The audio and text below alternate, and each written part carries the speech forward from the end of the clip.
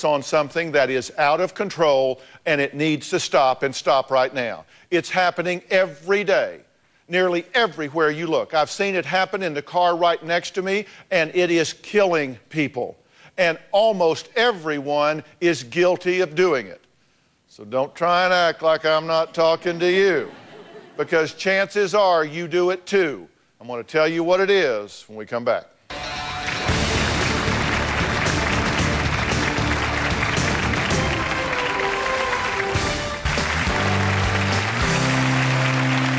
I want to start off this season by exposing a trend that is now sweeping the nation. And I'm not just talking about the latest, hippest thing to do. I am talking about texting while you're driving.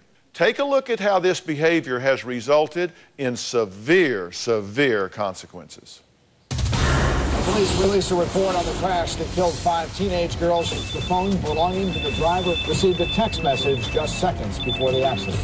One of the worst accidents in the history of Ontario County. I can't even believe that it happened. You just don't think it can happen to anyone you know.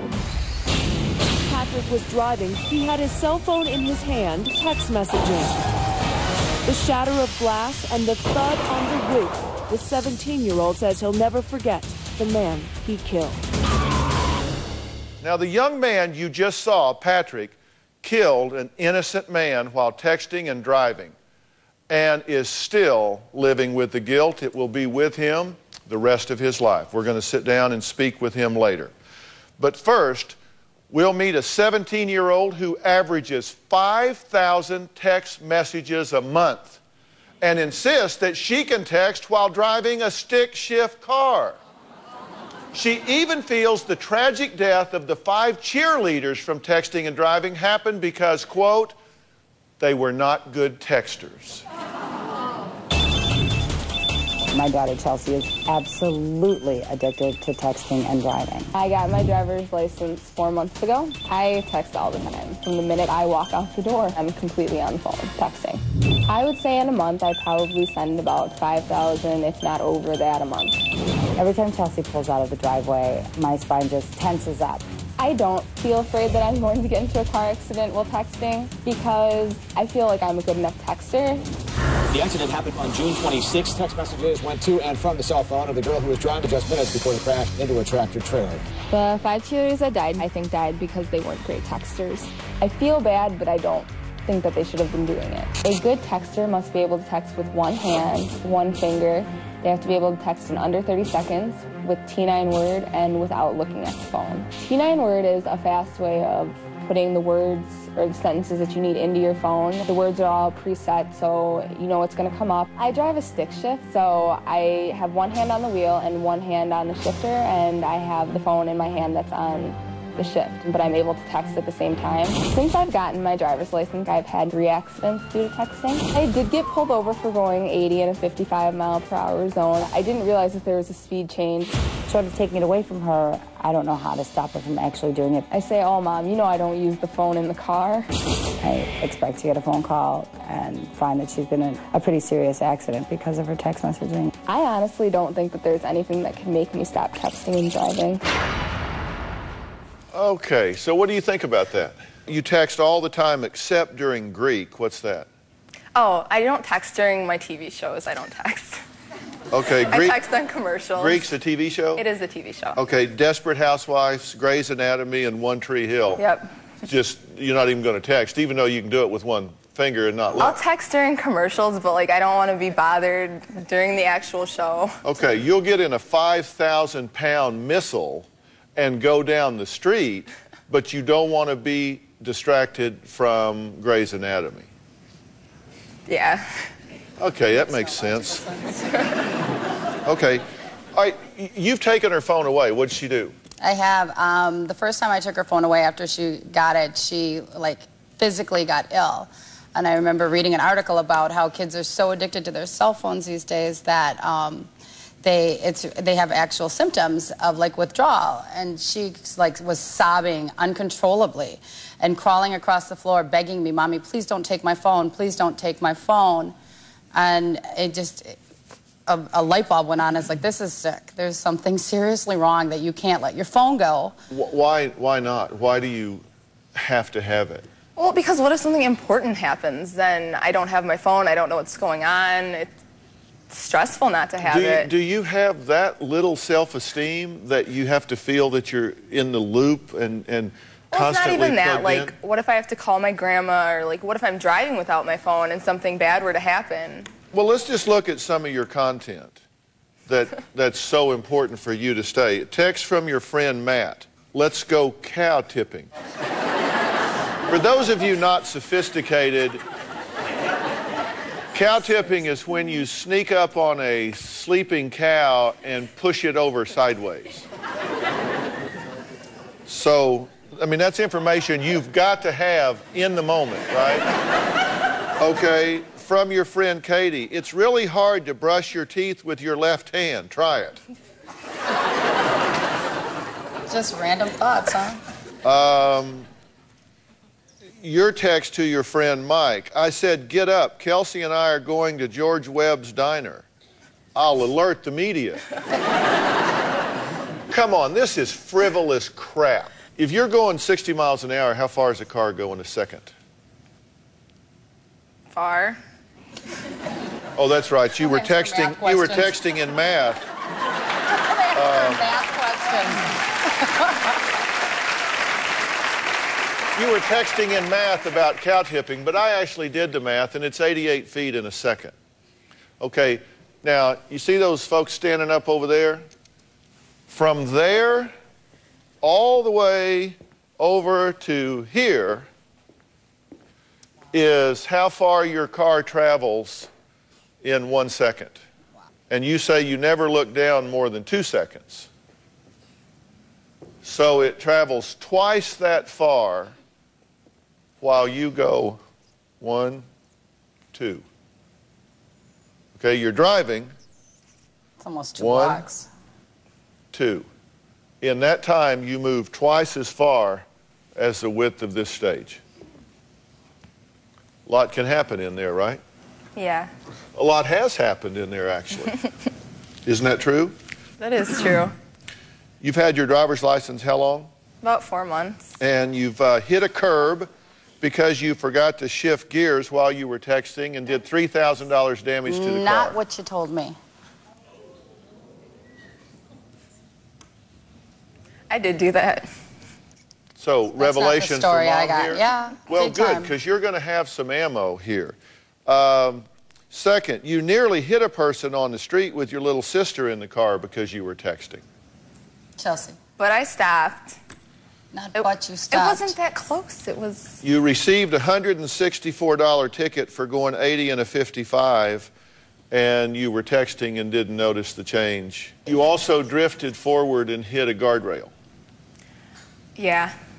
But I barely scratched it. It was a little tiny scratch. And you drifted into the other lane on July 4th of 07 because you were texting and you went, oh my gosh, and jerked back into your lane. I did do that too.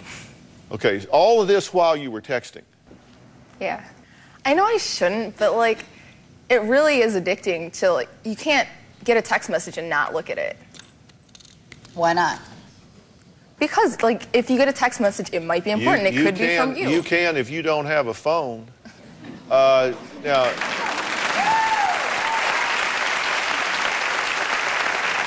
all right, now, Chelsea says that she's a good texter when she drives. Now, I just gave examples that she was honest about, at least, and so we know that. But we wanted to put her words to the test.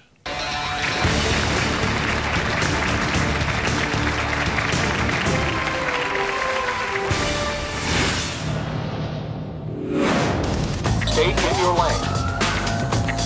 You did not follow instructions. Never drive on the road shoulder. Do not use oncoming traffic.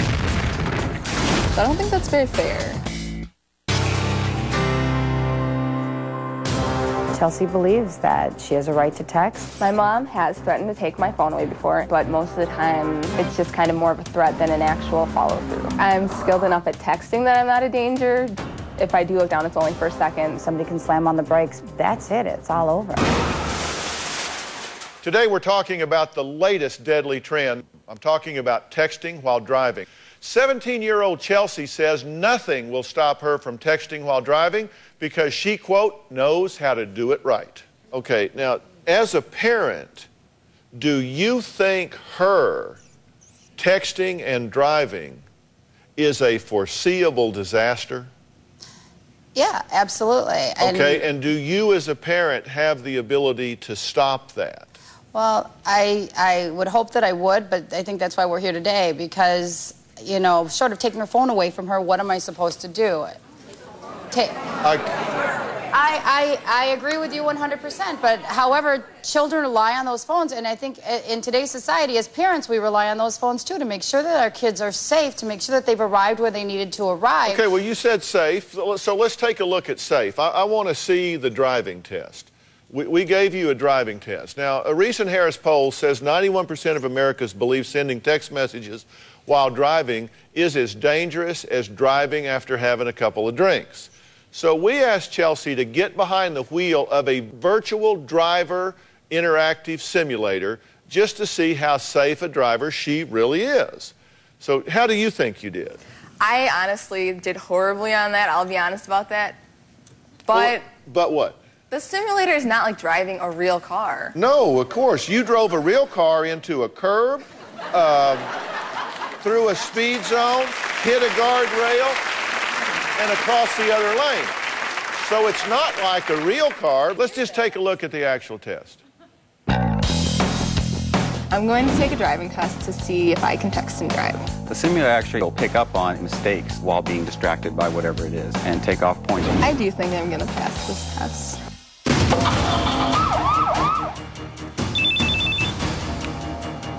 Stay in your lane. Do not stray into oncoming traffic. You did not follow instructions. You are driving on the road shoulder. You turned into the oncoming traffic lane. This is your second speeding violation. Never drive on the road shoulder. You have been involved in a collision. You have been disqualified. I don't think that's very fair. It's not like my car. I can drive in my car, but I'm not going to be able to drive on the computer, obviously, because it's an automatic, and I don't drive automatic, I drive stick shift. I don't know how they grade, but the test did not do anything to change my mind on how I drive. A passing score is 70. You had a 10. That might be why it took her 4 times to pass her driving test. You had a 10. You had how many times to pass the driving test? It was only 3, not 4. You passed on the 4th This one. is not an essay question. No, you passed. This is not an essay question. How many times did you have to take the test before you passed? I took it twice before I passed. On the 3rd time, I passed. You passed on the 3rd time. You say the 4th? The 4th time. She's wrong. Okay. You were speeding twice. You changed lanes without checking mirrors 3 times. You had improper lane change 6 times. You strayed from your lane 14 times. You ran off onto the shoulder for more than 4 seconds. And you ran right smack head on into an emergency vehicle in the form of a fire truck. All while texting. Every one of those infractions, and that's just some of them. You had 53, I believe. And how long was the test? 10 minutes. Oh, Lord have mercy. So in 10 minutes, that's what happened. Now, Andre Luongo, Vice President of Operations for Product Management for the company that administered this test, is here today. So Andre, how does this scoring work? They're measured on every infraction. As you can see, she had many in only 10 minutes. And it gets a value, right? Yes, it actually starts her with a 100, score of 100. You need a 70 to pass this normal training course, and hers was well below that. Yeah, so it was well below. It was a 10. What happens if that happens in real life? Well, it was a computer game. That's what's even worse. Coming up, what drastic measures is it going to take for Chelsea to stop texting on the road?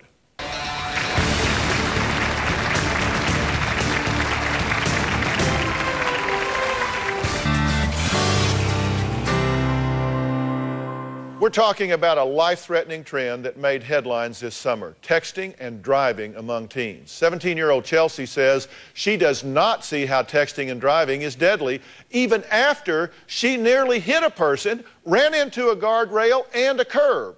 All of this happened after only having her license for 4 months. Okay, here's the deal.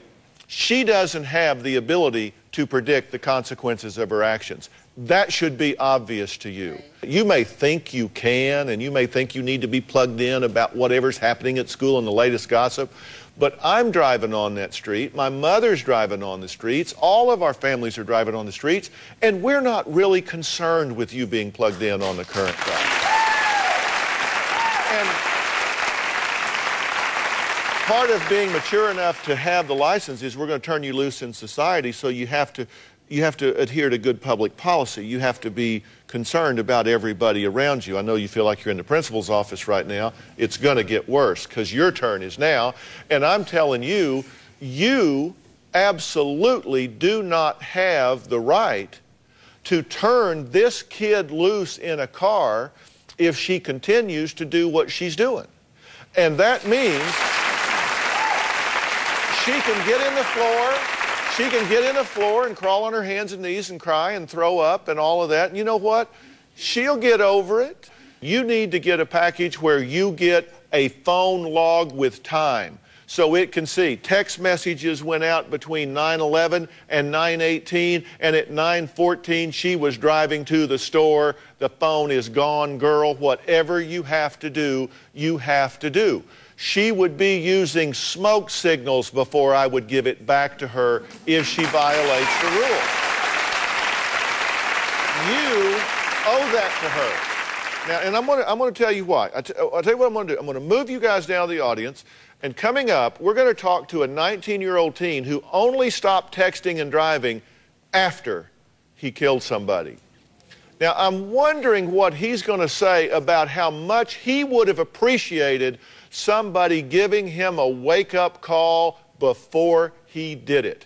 I wonder what he would have given to have been in your chair right now before this happened, having me say what I'm saying and you do what I am asking you to do.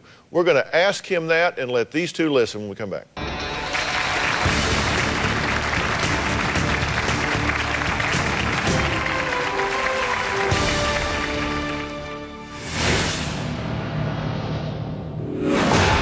Patrick was driving. He had his cell phone in his hand, text messaging. The 17-year-old had hit a bicyclist. He rolled up on top of the car. When I slammed on my brakes, I got out of the car, ran over to him, I checked his pulse, and I called 911.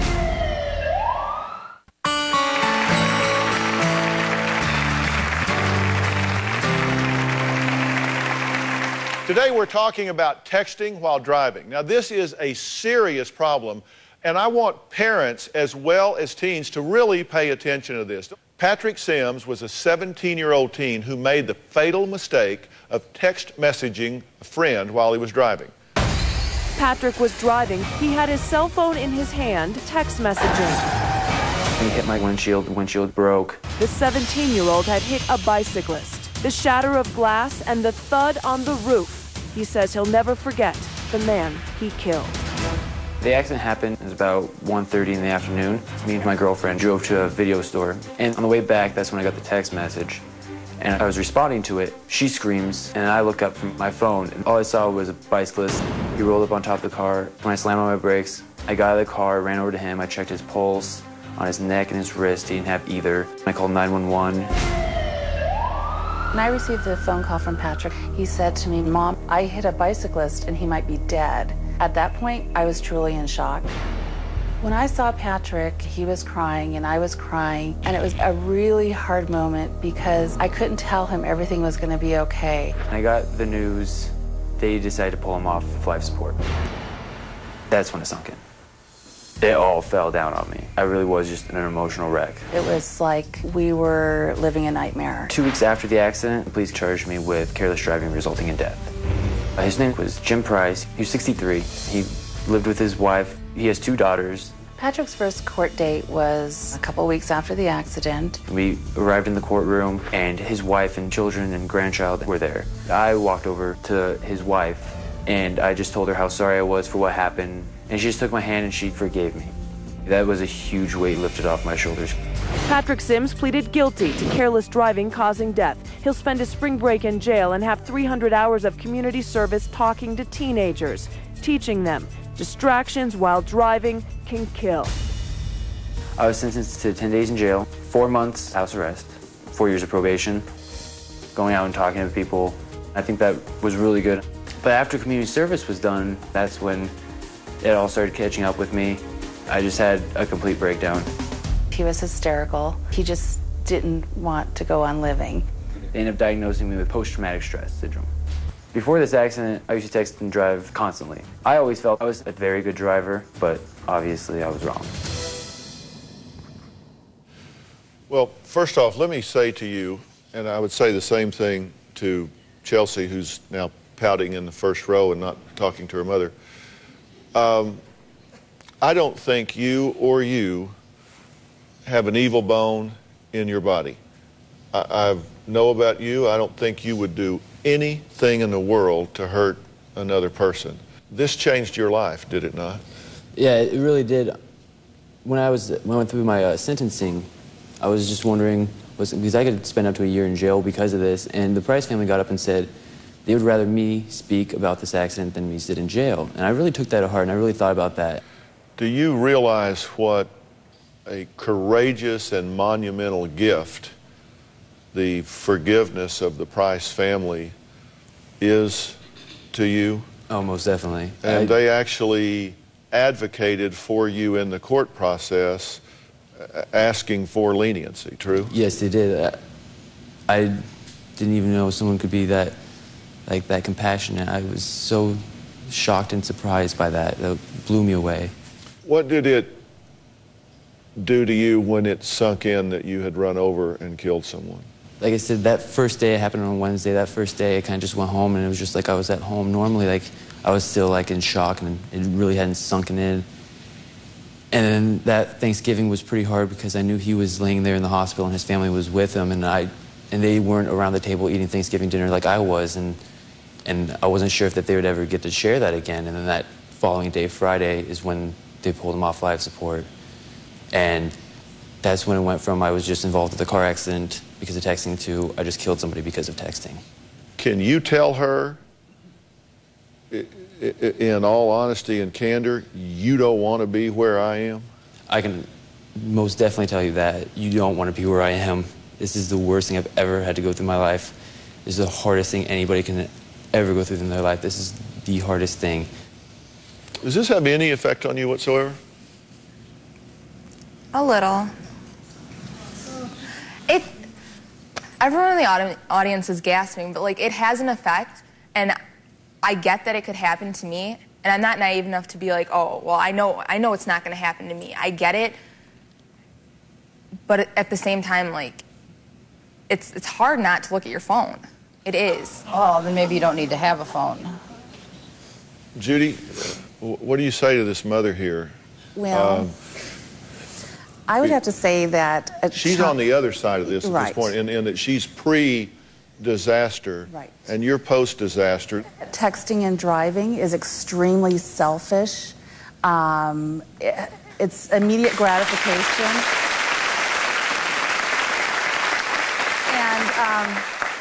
And, unfortunately, Patrick's accident took the life of a man, but it also took a lot from our family and Patrick. It's devastating, and it doesn't just affect the person who's texting. It affects a lot of people, and it's hard, really hard.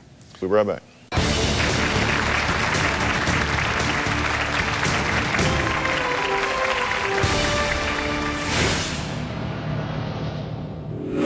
Will Chelsea's mother take away her phone? You might be surprised at her answer.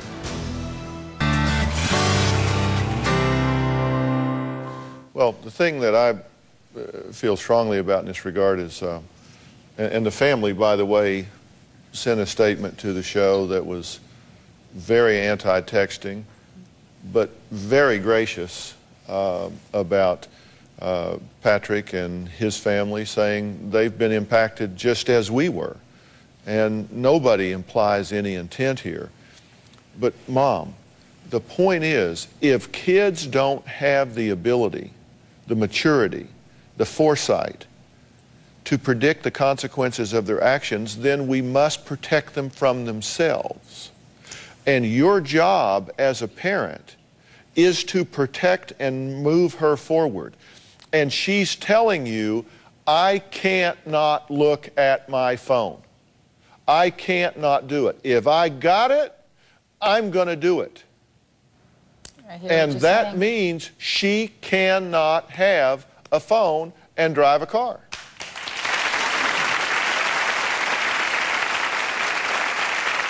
Do you understand, after doing this show, can you imagine being in court and Chelsea being in the situation that this fine young man was in, and them playing this footage in the show, subpoenaing our show, getting a copy of this, and playing for the jury, me warning you, telling you, challenging you, imploring you to step in and be a responsible, active parent here? They would put you under the jail. After this, you have no choice in this matter. She has told you, I cannot not look at that phone, and she is just, all of us hear it as self-absorbed arrogance, that I am so important that I will put others at risk in order to find out what my little friend has to say about what Bobby said to Julie. And it won't wait 3 minutes and 15 seconds until I can get somewhere and park and see what it is. If it's so important, you could pull over and look at it, but you won't do it, and you've said you won't do it, and I want to know, are you going to pull that phone from this girl? Mom. Absolutely, if that's what it takes to get her to stop texting.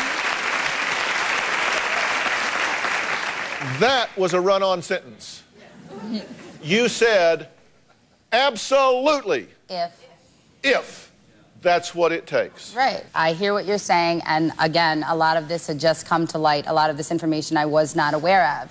So I'm saying to you today that if that's what it takes, then yes, I'll do that. Prior to coming here, prior to your show contacting us, I didn't have that information. Okay. I didn't know that that's what was going on. So you're not willing to say you'll take the phone. What you're willing to say is, if she continues to violate this... No, I'm saying that I will. I will take the phone. You're telling me, if you're telling me this is what it's going to take, then yes, I'll take the phone. But then, can you help me and tell me when, how long? Oh, I can help you by sending somebody up to get the phone out of the green room right now and giving it to you.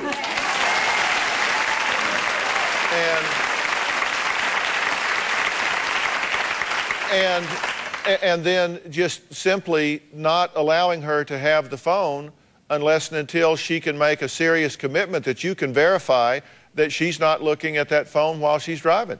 And you've got to talk to Verizon or Sprint or whoever it is and find out whether or not you can go online and track the activity on that phone while it's happening, because I believe you can. I believe you can. And if she violates it, then you take it and you get you a ball-peen hammer and you turn it into a pile of parts. Actually, with our phone company, they don't have online access at this point. Well, I'm sorry, then she's just going to have to be without a phone. Changing phone companies, I mean... Would you like us to get the phone and give it to you? No, I'll take the phone. I don't have a problem taking the phone. I certainly... What do you say about this? Worst day of your life, right? A little bit. Yeah, a little bit. What do you think we should take the phone? When she made that face when you said you're going to go get it from the green room, that was the same face I made when I heard my phone was being taken away. It's not that bad. It's not the end of the world. I'm still here.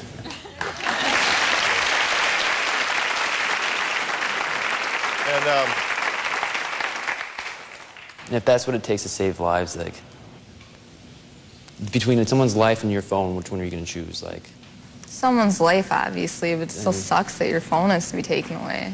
I'm very proud of you for being here. Thank you. I'm sorry what's happened to you. I'm very proud of you for being here. Thank you. All right. Here at the Dr. Phil Show, we always want to hear from all of you out there. We want your comments, even your criticisms, the works. So wait until you see the cutting-edge changes that we made to revamp the drphil.com website.